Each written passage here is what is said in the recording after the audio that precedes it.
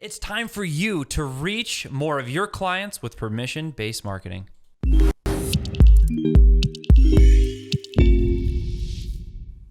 Hey, what's up, fam? Chris here with the CEO and co-founder of FlowChat, where we're talking to real entrepreneurs that are getting real results. And we happen to find an entrepreneur in the real estate space. We don't get to talk about this industry quite as much, so lean in if this is for you. And it's got an emphasis on permission-based marketing. Here's one of the most powerful things about permission-based marketing. Number one of my favorite marketers is Seth Godin, and he articulates this very well. I call this the feel-good approach, but it also is strategic. And as you lean in, you're going to want to hear the strategies from today's entrepreneur because he's doing it in a really effective way and getting results with this method that you're going to love.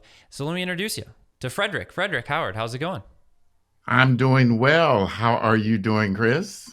Doing great. That's good. That's I good. excited to get into the conversation. Usually when we throw out a hook for somebody, hey, permission-based marketing, we jump right into it, but everyone hang with us because you're going to want to hear the second half of this, of how Frederick even went down this path and more about his story and why it's going to impact you, not only personally, but also for your business. So Frederick, let's just start with permission-based marketing. Where did you first hear this?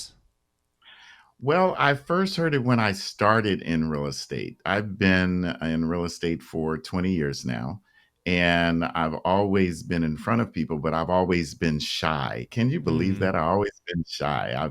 When I started in real estate, they always was like, you got to go knock on doors. You got to pick up the phone and call people. And that was just not me. And so I said, okay, I need to find something. And so I figured out permission-based marketing. Permission is that the client gives me permission before I officially connect with them.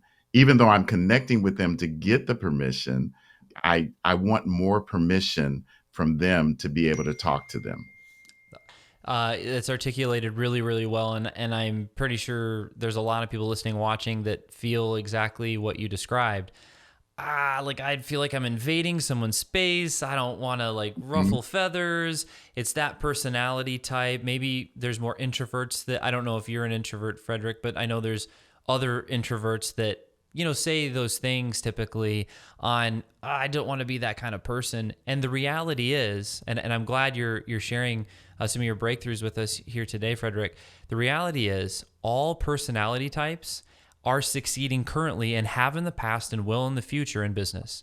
This game of Mhm. business is a game of inputs and outputs, and you found a way with permission marketing that fits your personality style. Now, help me with this, Frederick. When you found that method or approach, you used to feel one way about cold calling and knocking doors, and then you found this approach. How did that sit with you, like internally? How did you feel about it? Did it help accelerate in your business? Were you excited to, go forward in that path? Tell us about that. Well, I also serve as a productivity coach. So, some of the techniques that are there are people who love to do door knocking. There are people who love to pick up the phone and call. And so I make myself available for all of those assets. However, with my belief system is that when I got into it, I was more successful with asking permission to talk with someone, and I felt more comfortable talking with someone when I had their permission. And so looking at the business way back then and 20 years ago, it was actually the catapult to my business to where I am now. Okay. How has it shifted over the years? Technology, literally technology. When I started in the business, there were pagers. There was no Facebook. There was no Instagram. It was basically then that's what everybody was doing: door knocking and cold calling. And I found myself literally just sending letters. That's what I was doing. I was just sending letters. That's it. Good old fashioned handwritten letters. Is it gotten easier or harder? It's gotten easier. it's gotten easier because I've learned how to adjust with the times. And that's the key to any business, is actually adjusting with the times, because you look young, Chris. So I'm sure you're not familiar with Kodak, or if you did, it's by research anything, when they didn't get That's on fair. board with the digital age, where are they now? You know what I mean? 100%, 100%. So, okay, so let's get into some campaigns that you've run, so everyone listening, watching can be like, oh, here are the metrics that I can look for, and here's the daily activity I can aim for. We can give them something tangible to apply. What's the most productive and fruitful campaign that you're running today? Is it sending emails? What is the productive campaign? Productive campaign right now is sending emails and texts. Email and text. So many people rather respond to texts than phone calls or door knocking, or some respond to emails. So basically, my text and email, which usually have the same message, are sent concurrently with each other Hmm. to the client or the person that I'm trying to reach out to get a response from. What does that initial message, roughly sound like? Hey, and I usually use their first name. This is Frederick with Keller Williams Realty. I was wondering whether or not I could share with you some options that are good for your home at and with the address. Cool. Very short and simple. Mhm. And asking that for permission. What's the response rate on that generally? Chris, I'm going to be honest with you. I'm not a numbers person. I just like to do it. But No worries. when I look at the It's worked numbers, for 20 years. um, Something's going right. yes. So basically right now there's a couple of responses that I get. No, please send me the information, or stop. And so basically I'm ready for those responses. Perfect. Um, I believe, based on the frequency that I do it, because I was building the system to actually share with my productivity students, I found myself more in the building stage than the testing stage. Mm. So the testing stage that I'm Ah, using it is at a high level to get response, because I know statistics show that I could reach more people doing this method than I can going out door knocking or cold calling. it's so true. It's so true. So where are you getting the leads? Where do you get the email and phone numbers? Well, can I give the company name, or should I give the company name? I mean, it's okay with me. I Well, mean, but whatever you feel is I right. I don't know. use my title company. If I need names and phone numbers, I use Property Radar for foreclosures. But then also, depending on, because I also recruit, so I also utilize FlowChat. Oh, is this FlowChat to? Oh, okay. I use FlowChat to actually get to realtors to try and see whether or not, one, they're interested in my company or my business or my training. Perfect. Yeah, yeah. Appreciate you mentioning it. I wasn't fishing for FlowChat. I obviously, on the email and the phone number side is not FlowChat. That's a different data source, and Correct. that could be, oh, I go to this database, or so you did a great job there. But just for someone listening, they're like, okay, well, I need to build a lead list, and then I'm gonna send emails, to them. And you were nice enough to provide, hey, here's roughly how simple and what I'm starting that conversation out with. And then you continue to nurture. And so, are you, in your sales process, you get some of the one of the three responses you mentioned, does that usually lead to a phone call? Is that kind of the next step in your sales process? Usually, because they responded, it does lead to a phone call if it's a positive response. Usually, if they Yeah. say stop or leave me alone, I leave them alone. It's sort That's of good. like what I tell my agents. They say, well, should I door knock foreclosures? I says, absolutely not, especially when they're going through something like that. So when they say no, or when they say stop, I'm like, okay, that I can take off my list, unless another notification comes up on my lead list. Well, yeah, that's good. There's a point, right, where follow up or prospecting becomes pestering or something like that. The line is no longer gray. You've crossed the line. So that makes sense. Now you're specifically connecting with people that are in foreclosure. Is that correct? Correct. Okay, Correct. so you're connecting with them and then working with them on best outcomes. Okay, cool. So from the marketing standpoint and the sales standpoint, this is your preferred play: email, text, and then you mentioned also the recruiting side on social. Do you use social at all on the foreclosure side? No, I do not, unless I'm actually researching a particular client that responded and I want to see where they are. Because remember, when I reach out, I'm reaching out in mass. So I'm not just reaching out to Yeah, 5, 10, or 20. I'm yeah, reaching out to at least 300 at one time. yeah. So the strategy that I utilize is that during that time, those that respond, I'm going to do a little bit of research so that when I do get on the phone with them, that I will have some information in regards to where they are in the process. Do you have any preference, or I guess just preference on the tools and tech that you use for your emailing and text messaging? Well, Chris, I'm going to tell you, can I do the old school and then say the new school? We want both schools, Frederick. We want the whole thing. So, the old school, literally my first 6 months in real estate, I was a six-figure earner and rookie of the year Let's because go. all I did was 6 letters. I sent 6 letters practically saying the same thing to people who were in foreclosure. Wow. Okay. So in 6 months, I closed 15 deals. And so that graduated to now, that was permission based marketing, meaning I sent the letter. When they responded, that's when I went into Mhm. action. We've gotten very technical because now we can send a text, we can send an email with a letter, or we can send a text that's referring to the letter, or we can send a text and an email that goes to a landing page that gives them their options. Because remember, when I'm working with people in foreclosure, I'm not initially looking to list their property. I'm looking to see how I can give them the options so that when the options are done, I'm the last option. Got it.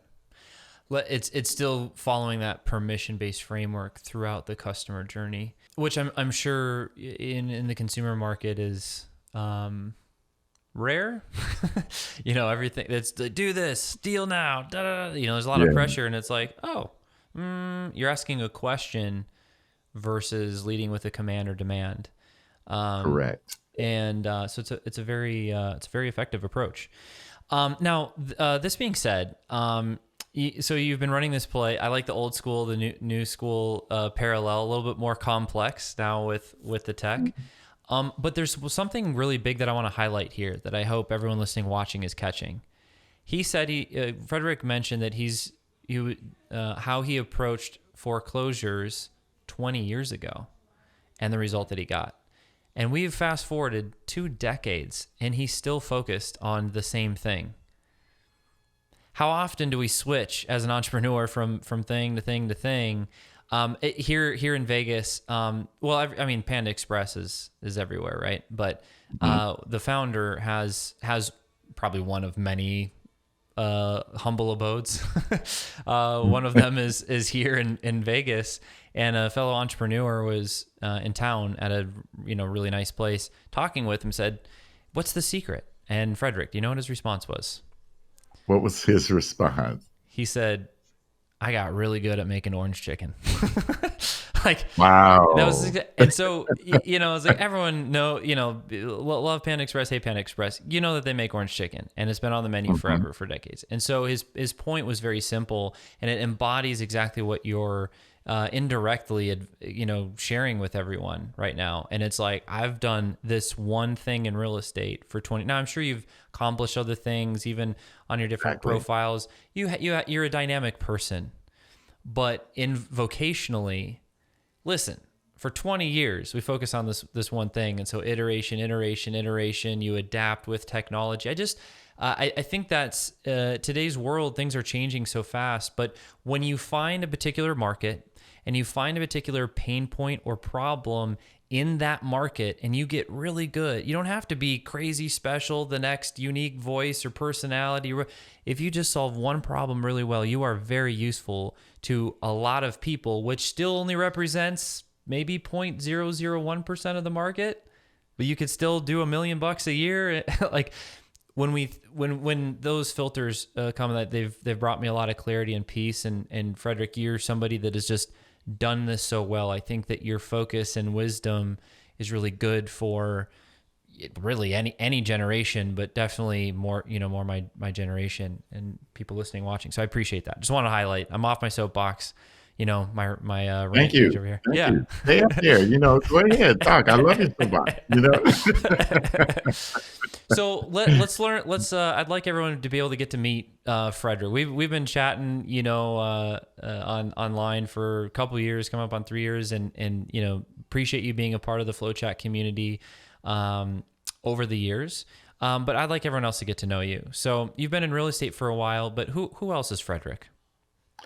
Wow. Are you ready for this, Chris? Let's go. Are you really? Let's Are go. you ready? Okay, put on your seatbelt. So, I literally, Chris, your eyes are gonna open. Now, I told you, now I still think that I'm 30 years old. Okay, I still think that, but I have been, I have been in ministry.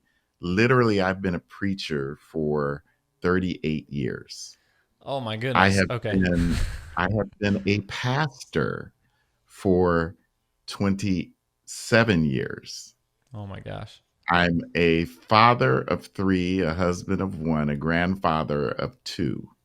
Mm. And I also, when the pandemic happened, before that I had a newspaper that I published for the church community. Okay. But then after the pandemic, I let that go. But now my main focus is training agents how to be successful in the business. So, and here's another thing that's going to blow you away. Now, I've been in real estate for 20 years.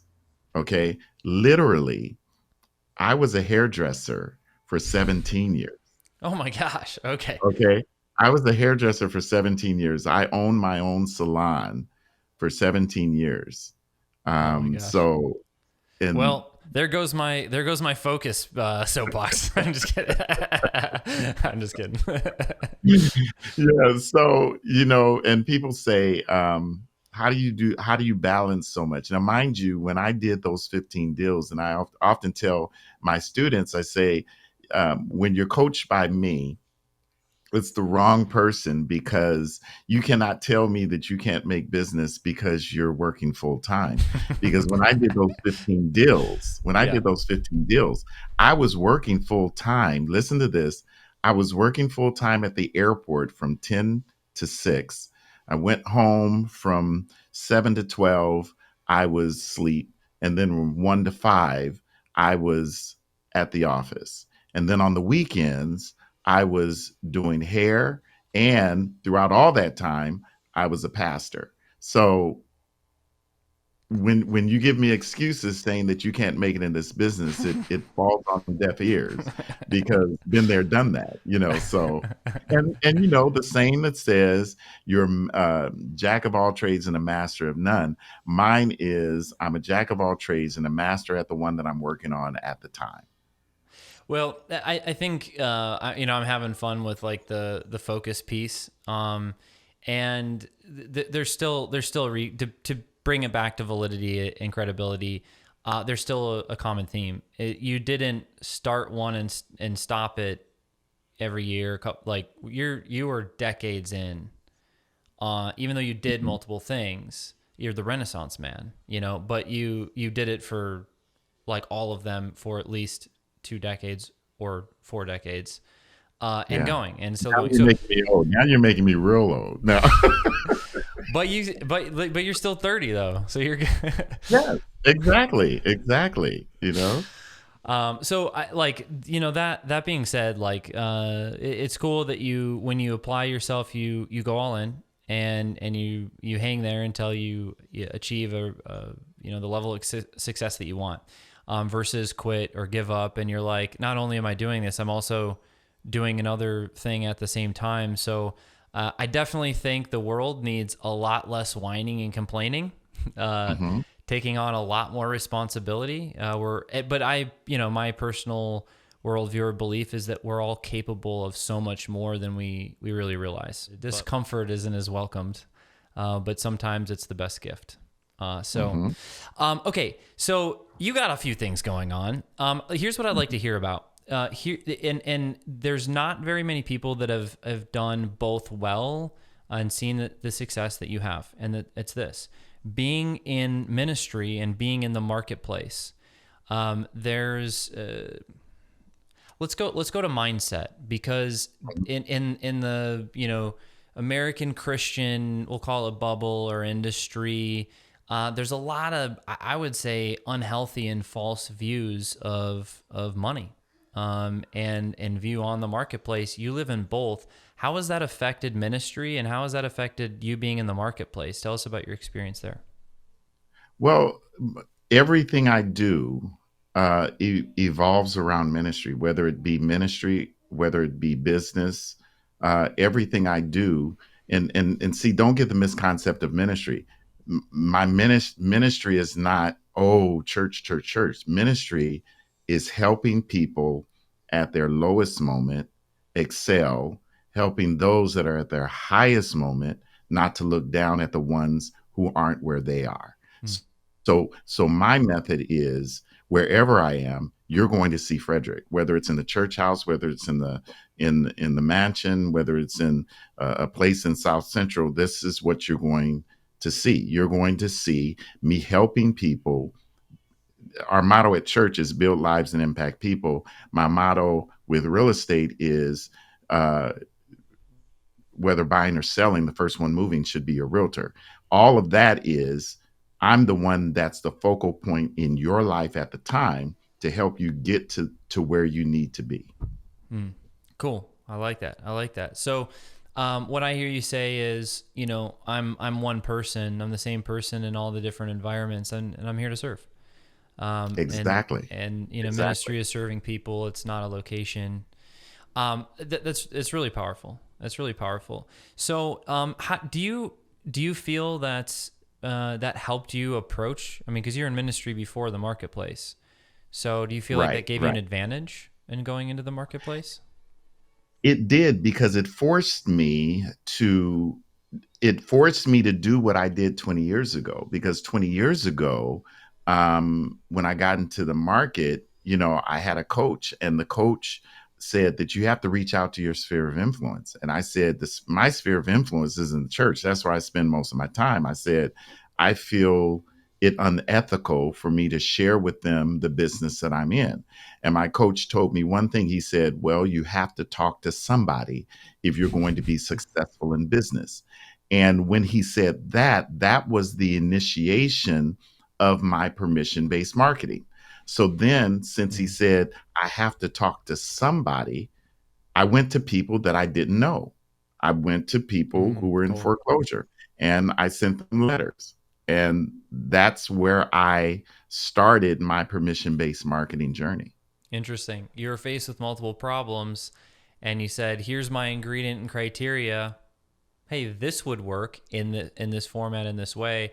A lot of times we reject our problems, or we project our emotional frustration or opinion on them. But a lot of times those problems are our gift. They give us focus to grow and break through in the way that we need to grow. And Exactly. so it's cool how you did that with permission based marketing. Now, this being said, before I kind of get to the last question here, Frederick, I appreciate your approach to the marketplace, sharing with us kind of how you got there. I know there's going to be multiple people that are going to resonate and are resonating with what you're saying, because I don't think anyone likes to be salesy, and No. there's so much fear around the thing, and there's those that are can go the charismatic route and still do it, but it doesn't feel as bad, even though they're doing the same thing. And there's others that are like, I don't even want to touch it with a 10-foot pole. Like, let me do the permission based route like you're doing. Your site that we have going on the bottom. Can you walk us through this a little bit? And I'll pull it up here.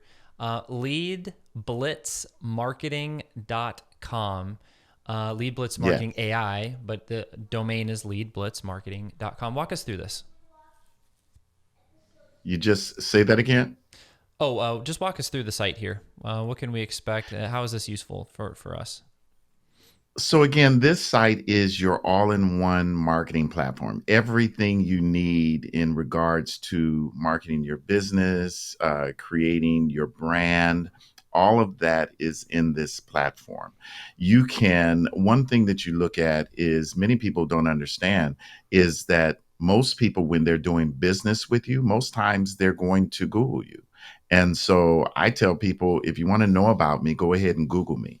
And so in fact, Chris, let me tell you something. I'm closing Yeah. a deal on Tuesday with a buyer that I met because he Googled me.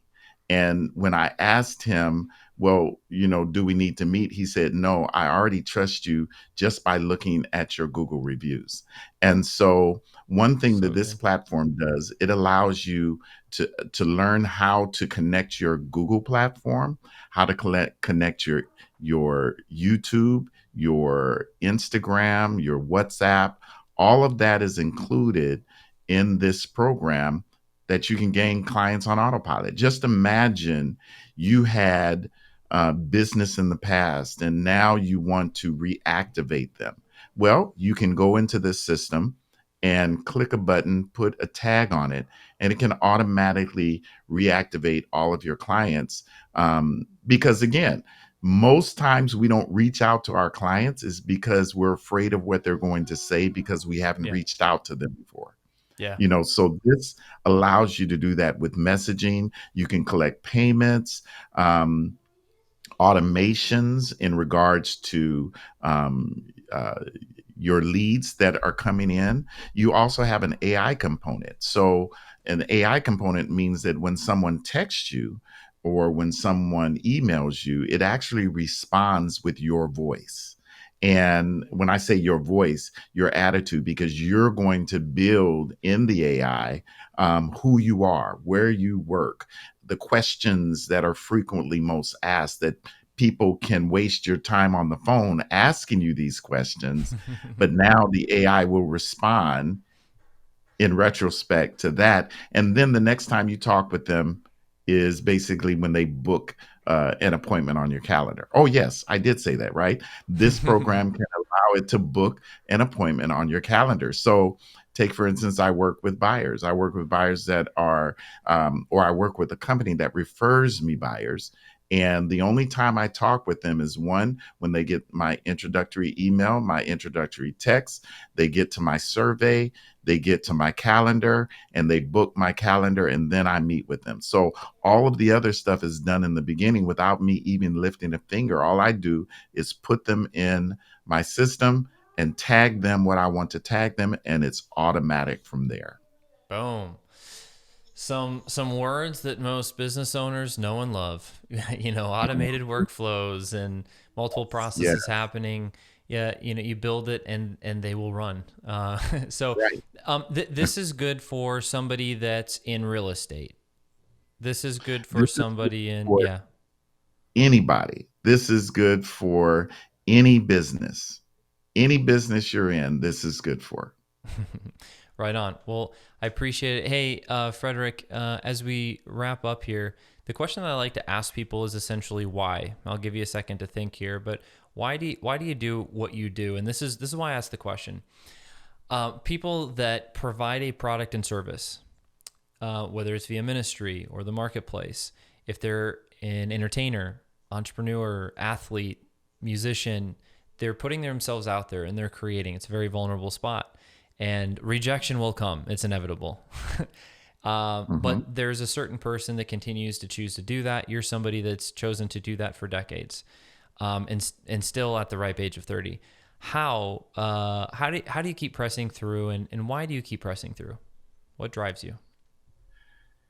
Think it's the victories. I mean, seeing people succeed with just a morsel of something that I've shared with them. I think that's the winning factor. It has nothing to do with the green money and the dollar signs. It's seeing you win because there's enough business out there for everyone. We say we're competing, but believe it or not, really don't have to compete because the business is out there for everyone. Because a lot of people choose to work with certain things and certain people. Well, you look True. for the ones that choose to work with you. Well said, Frederick. I appreciate you coming on and sharing some of your wisdom with the audience. Thank you for having me. I appreciate it, Chris. Hey, and thank you guys for your time and attention. We value it just like we value our own. This is the place where you're getting to talk to real entrepreneurs that are getting real results, cutting through the fluff. Listen, in this case, Frederick and I, we're both married, both have kids. He's got grandkids.